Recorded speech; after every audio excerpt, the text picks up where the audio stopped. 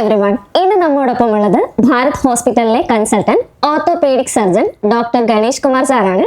Hello sir. Hi sir. Arthroscopy അല്ലെങ്കിൽ ഈ key hole surgery എന്ന് പറയുന്നത് എന്താണ് സത്യത്തിൽ? നമ്മൾ ശരിക്കും പേടിക്കേണ്ട ഒരു സർജറിയാണോ അത്? കീ ഹോൾ സർജറി എന്ന് പറഞ്ഞാൽ നമ്മൾ ഈ തോക്കാൽ ദ്വാരം ചെറിയ മുറിവുകൾ വഴി മുട്ടിനകത്തെയോ അല്ലെങ്കിൽ ചോളിനകത്തെയോ ഉള്ള എല്ലാ മസിലുകൾ, പേശികൾ, അതിനകത്തെ ജോയിൻറ്റിൻ്റെ സ്പേസുകൾ എല്ലാം കാണാനും ചെറിയ മുറിവിലൂടെ തന്നെ നമ്മുടെ ടി വിയുടെ പോലുള്ള വലിയൊരു കമ്പ്യൂട്ടർ സ്ക്രീനിൽ നമുക്കിതെല്ലാം കണ്ട് അതിൻ്റെ എന്തെങ്കിലും കുഴപ്പമുണ്ടെങ്കിൽ പരിഹരിക്കാനും അതുവഴി തന്നെ നമുക്ക് എന്തെങ്കിലും പ്രശ്നങ്ങൾ, ഇപ്പോൾ അതിനകത്ത് എന്തെങ്കിലും ഗുരുതരമായ അസുഖങ്ങളോ എന്തെങ്കിലും ഉണ്ടെങ്കിൽ വളരെ എളുപ്പത്തിലൂടെ അത് റിപ്പയർ ചെയ്യാനും സഹായിക്കുന്ന ഒരു സർജറിയാണ്. അപ്പോൾ അത് പേടിക്കേണ്ട കാര്യങ്ങളൊന്നും ഉള്ള കാര്യങ്ങളല്ല. ഓക്കെ. അതുപോലെ ഇപ്പം മുട്ട് മാറ്റിവെക്കൽ, അതുപോലെ ഇടുപ്പ് മാറ്റിവെക്കൽ പോലുള്ള സർജറികളുണ്ടല്ലോ, ആ ഒരു സർജറിയിൽ നിന്ന് എന്താണ് ഈ ഒരു സർജറിന് പ്രത്യേക? മുട്ട് മാറ്റിവെക്കൽ, ഇടുപ്പ് മാറ്റിവെക്കൽ എന്ന് പറയുമ്പോൾ നമ്മൾ തുറന്ന സർജറിയാണ്. എന്ന് വെച്ചാൽ കുറേ കൂടി വലിയ മുറിവുകൾ ഉണ്ടാകും, കുറച്ചുകൂടി കൂടുതൽ ബ്ലീഡിങ്ങുകൾ, എന്ന് വെച്ചാൽ രക്തം കൂടുതൽ ആവശ്യം വേണ്ടി വന്നേക്കാം, കുറച്ചുകൂടെ കോംപ്ലിക്കേറ്റഡ് അനസ്തീഷ്യ വേണ്ടി വന്നേക്കാം. പക്ഷേ ഇതും മറ്റേതും തമ്മിലുള്ള വ്യത്യാസം എന്ന് പറഞ്ഞാൽ കീഹോൾ സർജറിയിൽ വളരെ ചെറിയ മുറിവുകൾ മതി. ചെറിയ മുറിവുകളിലൂടെ ഏകദേശം ഒരു 5 സെൻറ്റിമീറ്റർ താഴെയുള്ള കുഞ്ഞു കുഞ്ഞു മുറിവുകളിലൂടെയാണ് ഇത് നമ്മളെ ജോയിൻറ്റിലേക്ക് പ്രവേശിക്കുന്നതും അതിനകത്തുള്ള പരിഹരിക്കപ്പെടാവുന്ന കാര്യങ്ങളെല്ലാം നമുക്ക് ചികിത്സിക്കാവുന്നതും. അപ്പോൾ അത് തമ്മിലുള്ള വ്യത്യാസം അതാണ്. ഭയങ്കര കോംപ്ലിക്കേറ്റഡ് സർജറീസിൽ നിന്നും വളരെ വ്യത്യസ്തമായ, വളരെ ലളിതമായ ഒരു സർജറി. ലളിതം എന്ന് പറഞ്ഞാൽ മുറിവുകളിൽ വെച്ച് നോക്കുമ്പോൾ ലളിതമായ സർജറി. ഓക്കെ. അപ്പോൾ സാർ, ഈ ക്രിക്കറ്റ്, ഫുട്ബോൾ പോലുള്ള ഗെയിംസുകൾ കളിച്ചിട്ടുണ്ടാവുന്ന ACL ഇഞ്ചുറിക്ക് നമുക്ക് ഈ ഒരു ചികിത്സ എത്രത്തോളം ഫലപ്രദമാണെന്ന് പറയാം? ക്രിക്കറ്റ്, ഫുട്ബോൾ എല്ലാം കളിക്കുമ്പോൾ സംഭവിക്കുന്നത് ACL അല്ലെങ്കിൽ മുട്ടിനകത്തെ ലിഗമെന്റുകൾ, പിന്നെ ഓഷർ പോലുള്ള കാര്യങ്ങൾ, അതിനെല്ലാം പറ്റുന്ന പരിക്കുകളാണ്. പിന്നെ കൂടുതലും തോളിനുള്ള റൊട്ടേറ്റർ കഫ് എന്ന് പറഞ്ഞ മസിലുകൾ, കുറച്ച് ലേബ്രം എന്ന് പറഞ്ഞ പാട പോലുള്ള സാധനങ്ങൾ, അതിനുമുള്ള പരിക്കുകളാണ് നിങ്ങൾക്ക് കൂടുതലായിട്ട് സംഭവിക്കാറുള്ളത്. അതിനെല്ലാം വളരെ ഫലപ്രദമായ കീഹോൾ സർജറിയാണ്. എന്ന് വെച്ചാൽ ചെറിയ മുറിവിലൂടെ ഈ പ്രശ്നങ്ങളെല്ലാം പരിഹരിക്കാവുന്ന രീതിയിലുള്ള നൂതന വിദ്യകൾ നമുക്കിപ്പോൾ വളരെ കാര്യമായിട്ട് ലഭ്യമാണ്. അപ്പോൾ വളരെ നന്നായി ഇതിനെയൊക്കെ, ഈ വലിയ ഗുരുതരമായ അസുഖത്തെയൊക്കെ ചെറിയ കീഹോളിലൂടെ, വളരെ ചെറിയ തോക്കാൽ ദ്വാരത്തിലൂടെ നമുക്ക് പരിഹരിക്കാവുന്ന ഒരു ആധുനിക മെത്തേഡാണ് ഈ ആർത്രോസ്കോപ്പി അല്ലെങ്കിൽ കീഹോൾ സർജറി എന്ന് പറയുന്നത്. ഓക്കെ. ഇപ്പം എന്നെ സംബന്ധിച്ച് പറയുകയാണെങ്കിൽ എൻ്റെ ബ്രദർ ഈ സ്പോർട്സ് ചെയ്യാൻ പോകുന്ന ആളാണ്. അപ്പം പോയിട്ട് വന്നിട്ട് ഇപ്പം എന്തെങ്കിലും ചെറിയ രീതിയിലാണെങ്കിൽ എന്തെങ്കിലും ഇഞ്ചുറി പറ്റിയിട്ടുണ്ടെങ്കിൽ അത് വലിയ കാര്യമായിട്ട് അവർ കണക്കാക്കാറില്ല.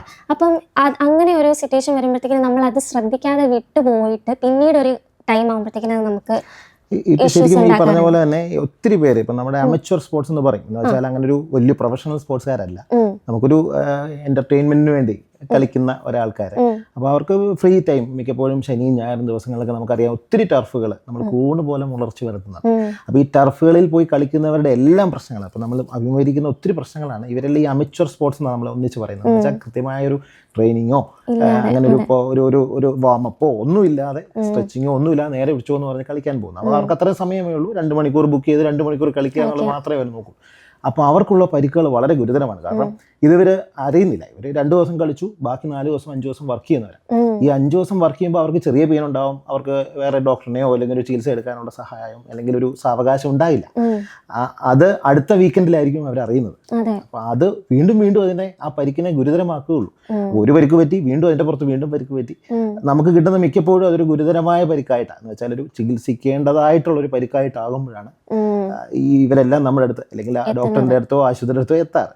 അതിനു മുമ്പ് തന്നെ ചെറിയ വേദനകളോ നീരുകളോ അല്ലെങ്കിൽ നമ്മൾ വീണ്ടും നമ്മുടെ സ്ഥിരമുള്ള കാര്യങ്ങൾ, എന്ന് വെച്ചാൽ നമുക്ക് തുണി എടുക്കാൻ പറ്റുന്നില്ല, വെയിറ്റ് എടുക്കാൻ പറ്റുന്നില്ല, വണ്ടി ഓടിക്കാൻ പറ്റുന്നില്ല, കളിക്കുന്നതിലുപരി നമ്മുടെ ദൈനംദിന ജീവനത്തിൽ എന്തെങ്കിലും പ്രശ്നങ്ങൾ വരുവാണെങ്കിൽ തീർച്ചയായിട്ടും നമ്മളൊരു ഡോക്ടറിനെ കണ്ട് അതിൻ്റെതായ പരിശോധനകൾ നടത്തി കുഴപ്പമില്ല അല്ലെങ്കിൽ റെസ്റ്റ് വേണ്ടടുത്ത് റെസ്റ്റ്, ചിലപ്പോൾ റെസ്റ്റ് മാത്രം മതിയാവും, ചിലപ്പോൾ ചെറിയ മരുന്നുകൾ വേണ്ടി വരും, ചിലപ്പോൾ ചെറിയ ഫിസിയോതെറാപ്പി മതിയാവും.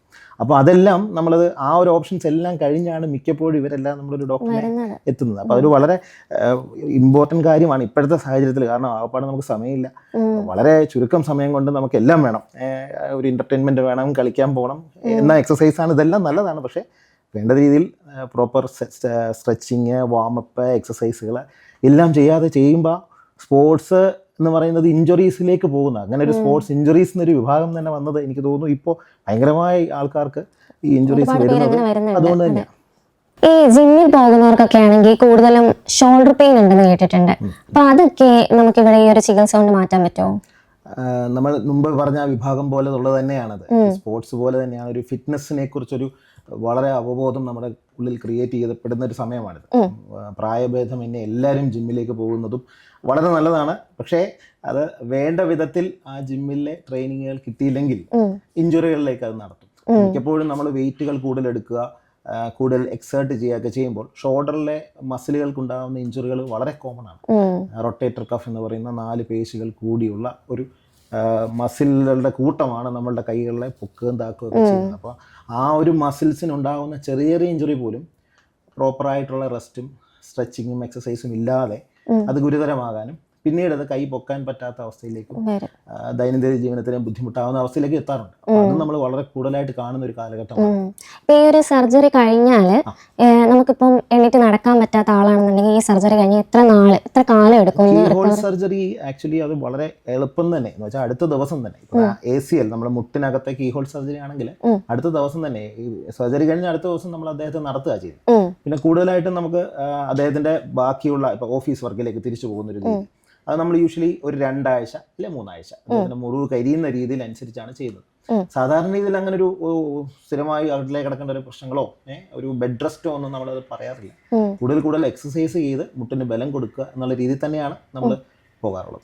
ഈ കീഹോൾ സർജറി കഴിഞ്ഞ ഒരു കുട്ടി അല്ലെങ്കിൽ ഒരു വ്യക്തി തിരിച്ച് ഗ്രൗണ്ടിൽ ഇറങ്ങി കളിച്ചാൽ എന്തെങ്കിലും ബുദ്ധിമുട്ടുകൾ ഉണ്ടാവും? നമുക്കറിയാവുന്ന പല വലിയ ക്രിക്കറ്റ് പ്ലേയേഴ്സ്, നമുക്കറിയാം ഋഷഭ് പന്തിനൊക്കെ, ക്രിക്കറ്റർ ഋഷഭ് പന്ത് എനിക്ക് തോന്നുന്നു 3-4 ലിഗമെന്റിന്റെ മൊത്തം സർജറി ചെയ്ത് അദ്ദേഹം 6 മാസത്തിനകം IPL കളിച്ച വ്യക്തിയാണ്. അപ്പോൾ നമുക്ക് എല്ലാവർക്കും അറിയാം അങ്ങനെ ഒരു വളരെ ഫ്രീക്വൻ്റ് ആയിട്ട് ഒത്തിരി ഉണ്ടാകുന്ന ഇഞ്ചുറീസ് ആണ്. അവർക്കെല്ലാം നല്ലതായിട്ടുള്ള പ്രോഗ്രസ് ഉണ്ടാകാറുണ്ട്. അപ്പോൾ നമ്മൾ പറയാറുള്ള ഒരു 3 മാസം വരെ വലിയ ആക്ടിവിറ്റീസ്, ഒരു പ്രൊഫഷണൽ അല്ലാത്ത, അപ്പം നമുക്ക് ചെറിയ ഓടം ചാട്ടം അങ്ങനെയൊന്നും പറ്റത്തില്ല. ബാക്കി നമുക്ക് ഓഫീസിൽ പോകാം, നമ്മുടെ ദൈനംദിന കാര്യങ്ങളെല്ലാം ചെയ്യാം, വണ്ടി ഓടിക്കാം, എല്ലാം ചെയ്യാം.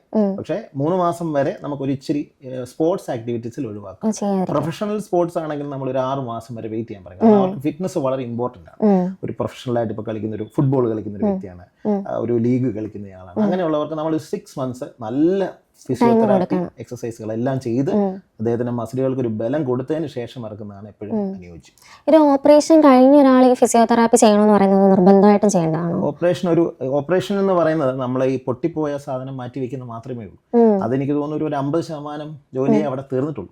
ബാക്കി 50% എന്ന് പറഞ്ഞാൽ നമുക്ക് എക്സസൈസ് ചെയ്ത് നമ്മുടെ മസിലുകൾക്കുണ്ടായ ഡാമേജിനെ പരിഹരിക്കാനും നമുക്ക് ചുറ്റുമുള്ള ആ പേശികൾക്കുള്ള ബലക്കുറവിനെ ശരിയാക്കി എടുക്കാനും സ്ട്രോങ് ആക്കാനുമായിട്ടുള്ള. അപ്പോൾ അതിന് എക്സസൈസ് വേണം, ഫിസിയോതെറാപ്പി വേണം, ജിമ്മിൽ പോകാൻ നമ്മൾ പറയാറുണ്ട്, വീട്ടിലുള്ള എക്സസൈസുകൾ ചെയ്യണം. അങ്ങനെ ഒരു 50% വർക്ക് വീണ്ടും പെൻഡിങ് ആണ്. സത്യം പറഞ്ഞാൽ സർജറി കഴിഞ്ഞാൽ ഓക്കെ എല്ലാം റെഡി എന്ന് വിചാരിക്കുന്ന ഒരു തന്നെ തെറ്റാണ്. ഫിസിയോതെറാപ്പി ചെയ്യാതിരുന്നാൽ അതിൻ്റെതായ ഒത്തിരി ദൂഷ്യഫലങ്ങൾ മുട്ടിന്റെ ബലക്കുറവിന്റെ രീതിയിൽ ഉണ്ടാകാറുണ്ട്. ഇത് ചെയ്യാൻ എന്തൊക്കെ പ്രശ്നങ്ങൾ നേരിടേണ്ടി വരും? നമ്മൾ കുറെ പേരെ കാണാറുണ്ട്. ഇപ്പൊ നമ്മൾ സർജറി കഴിഞ്ഞാൽ കുറച്ച് പേരെ കാണാറില്ല. സ്റ്റിച്ച് എടുത്ത് കഴിഞ്ഞാൽ പിന്നെ അവർ വരാറില്ല. ചിലപ്പോൾ ഒരു 3-4 മാസം കഴിഞ്ഞായിരിക്കും വരുന്നത്. ചിലപ്പോൾ അവരുടെ സാഹചര്യങ്ങളായിരിക്കാം, അവർക്ക് എന്തെങ്കിലും എമർജൻസി ഉണ്ടാവാം. പക്ഷെ അങ്ങനെ വരുന്നവർക്കെല്ലാം നമ്മൾ റീപ്ലേസ് ചെയ്ത് വെച്ച സാധനങ്ങളെല്ലാം കറക്റ്റ് ആയിരിക്കും. പക്ഷെ മുട്ടും മടക്കാനൊന്നും ഓർത്താനും പറ്റില്ല, മുട്ടിന് ബലം ഉണ്ടാവില്ല. നമ്മൾ ഉദ്ദേശിക്കുന്നത് ഇതൊരു സ്പോർട്സ് ഇഞ്ചുറീസ് തന്നെയാണ് ഇതിനെ വിളിക്കുന്നത്. ഇപ്പം നമ്മൾ അടുക്കളയിൽ വീണാലോ വണ്ടി ഓടിക്കുമ്പോൾ വീണാലും പോലും ഇതൊരു സ്പോർട്സ് ഇഞ്ചുറിയാണ്. കാരണം ലിഗമെന്റ്, മെനിസ്കസ്, റൊട്ടേറ്റർ കഫ് എല്ലാം സ്പോർട്സ് ഇഞ്ചുറീസിന്റെ കാറ്റഗറിയിൽ പെടുത്തിയേക്കുന്നത്. അപ്പം അതിന്റെ പേരിൽ തന്നെയുണ്ട് ഇവർക്ക് സ്പോർട്സിലേക്ക് തിരിച്ചു തന്നെ പോകണം. അത്രയ്ക്ക് ഡിമാൻഡിങ് എന്ന് വെച്ചാൽ ഫിസിക്കലി ഡിമാൻഡിങ് ആയ ഒരു വർക്കിലേക്ക് തിരിച്ചു പോകാൻ സഹായിക്കുന്ന ഒരു സർജറിയാണ്. പക്ഷെ അങ്ങനെ ഒരാൾ വെറുതെ നടന്നു മാത്രം പോവുക, ഓടാൻ പറ്റുന്നില്ല, ഒന്ന് സ്റ്റെപ്പ് കയറാൻ പറ്റുന്നില്ല അവസ്ഥയിലേക്കൊക്കെ ആയിപ്പോകും. നമ്മൾ കണ്ടിട്ടുണ്ട് അങ്ങനെ പലപ്പോഴും ഈ ഫിസിയോതെറാപ്പിയെ തൃണവൽക്കരിച്ച് പോകുന്ന ആൾക്കാർക്കൊക്കെ ഇങ്ങനെ ബുദ്ധിമുട്ടുണ്ടാകാറുണ്ട്. Thank you so much sir for your time.